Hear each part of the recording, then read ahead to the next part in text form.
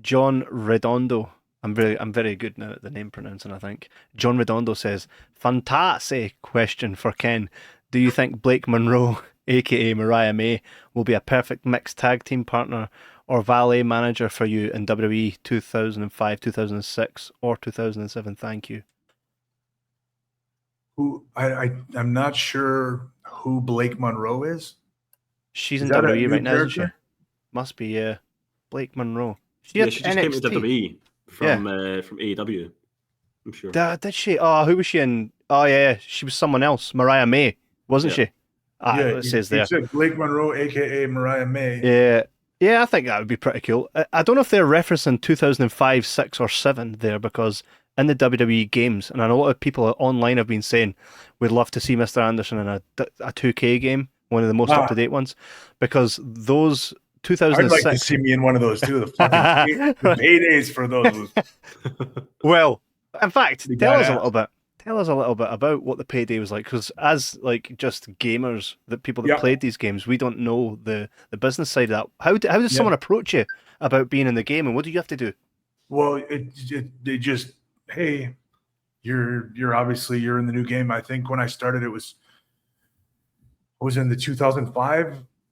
I think, man, I started in 2005. I think the first one I was in that was 2006 though. But, yeah, because that was the first SmackDown versus Raw. But it's not really a discussion. It's just, hey, You're in it. we are doing, and then you go into a little booth. They have like a scanner that scans your whole body. It's actually, I think, the same scanner they use for the action figures. So there's one thing, you sit in a chair and there's a scanner that just goes around your head. And so you got to sit there for like 1 minute and hold a pose.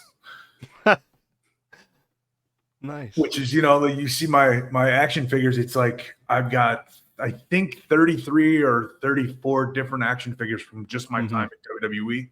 Yeah. But it's just like, it's the same head or the same, 3 or 4 expressions.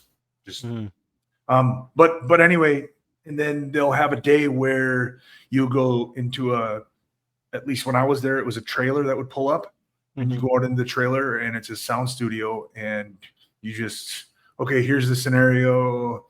You're meeting Edge backstage and you have a little conflict here. He says this, and then you just read your lines. And then, so the game comes out usually in December, like right around Christmas time, I believe, somewhere around there. And then the first big check you get is it's quarterly. So the first big check would be in March. And I'm talking like 50 grand.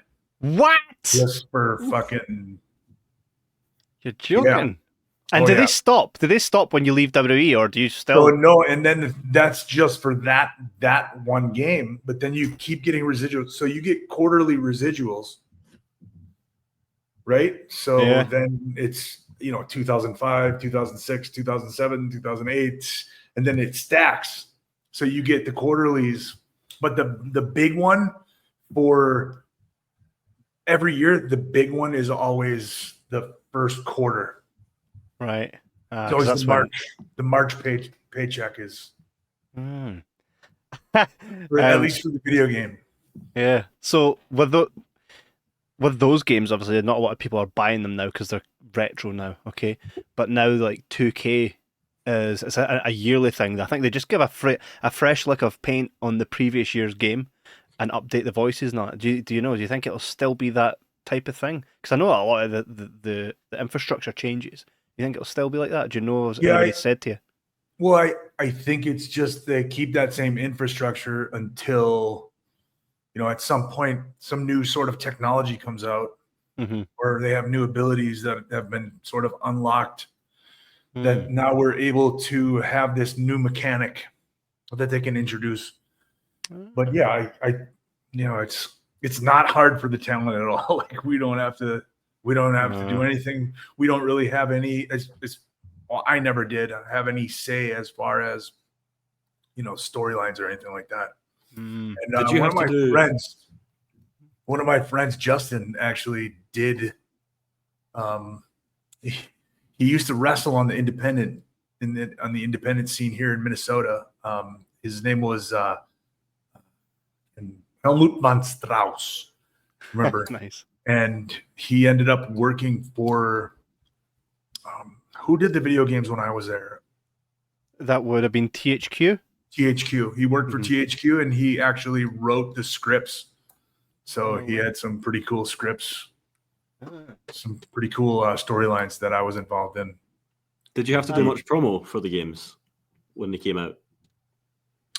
Every once in a while, they'd throw you on they like throw you on a little bit of a press tour for it, but I've been to a couple of GameStop has an annual, like all the employees, right? So you go to I've been to that, and I've actually done like on a stage in front of all the GameStop employees, done like where I got to play as myself. One of the cool things that we did every year was there would be a tournament around WrestleMania. We always go into whatever town we're in, say Houston, Texas, when we take over Houston, Texas for 4 or 5 days before WrestleMania. Now it's probably longer than that, but they would have so every wrestler, there would be like say 12 wrestlers, and there would be a tournament, and you would wrestle as yourself and in front of a crowd of people. No pressure. And Shelton Benjamin he kicked everybody's ass every year. He's really good at video games. That was cool. I enjoyed that. Did Vince play in that? No, Vince never. No. Vince don't play video games. Oh. What are these kids doing? I have all the SmackDown games right behind me. I've got everything right from WWF Attitude right up till not the most recent 2K games. I was trying to get it out there, but it's wedged in like glue. But I'll send you photos of it. I've got like that was my childhood, from like SmackDown 1 right up to Here Comes the Pain were probably the best times to play games. And that, do you know, I think people that are not gamers become gamers playing wrestling games, because you love wrestling that you'll play the game even if you're not a gamer, you know? And the good thing about that is the freedom to make the characters that you love watching it. There's a beauty in it, and I think there's not enough wrestling games out there aside from the WWE stuff and the one AEW game. The WWE's pretty much got that market. Would you be interested if any independent game developers are out there and they're like, we need, someone with a name, somebody with the pedigree, and not that pedigree, to get involved? Yeah, definitely. It would just, obviously I would have to look at it and see what's what. I'm sure it's on the up and up. There's been a few people along the way that have reached out to me here and there about that, but it's just nothing's ever come to fruition. There was something I was going to say. While you think about that, anybody that's making video games and might want Mr. Anderson in their video game, no matter what it is, you could even be in Call of Duty Zombies, right? Doesn't have to even be a wrestling game. Hit us up. The email is on this channel. It's Mr. Anderson. No, Ken Anderson Show @mail.com. So you can. Got it. Fortnite. Got it. I just remembered. Sorry. Before I forget it. So SmackDown versus Raw 2007. I believe at one point it was the best-selling sports game of all time, and it's actually in a version of the Guinness Book of World Records. There's a picture of me with Carlito on my shoulders. And that was the picture out of all the wrestlers that they could have chosen. Yeah.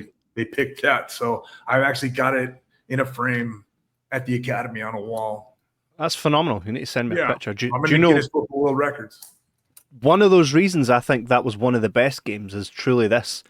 That's when they introduced GM mode, and they've not been able to replicate it as good as that, even though it's of its time. If you go back and play it now, you're like, hey, this is pretty basic. But at the time, it was unseen. They done it again in the year after that, 2008. Wasn't as good. And then they've tried to replicate it in the last few 2K games. Again, not as good. But that game 2007 is the one where truly you feel like you're going against Raw. Remember, we've had this conversation where I says, you get a good GM, you know, and I think that's what's missing with today's WWE. We've got a lot.